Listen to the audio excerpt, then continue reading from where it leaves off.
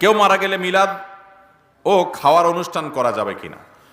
ভাইরা, মানুষ মারা যাওয়ার পর মৃত ব্যক্তির জন্য দোয়া করতে হবে।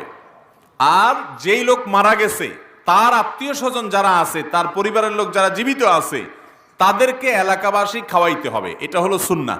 নবী করিম সাল্লাল্লাহু আলাইহি সাল্লাম নির্দেশ করেছেন, তোমরা অমুকের জন্য, তার পরিবারের জন্য খাবারের ব্যবস্থা করো, কারণ তারা প্রিয়জন হারিয়ে মন খারাপ, তাদের রান্নাবাড়া করার মতো মানসিকতা নাই।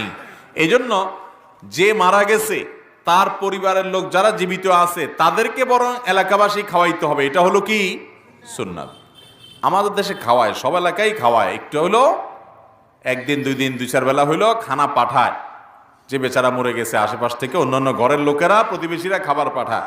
প্রথম 2 দিন 4 দিন বা 2-4 বেলা খানা খাওয়ানোর পর এরপরে ওই 40 নম্বর দিনে সুদে আসলে সব একসাথে উঠায় নেয়।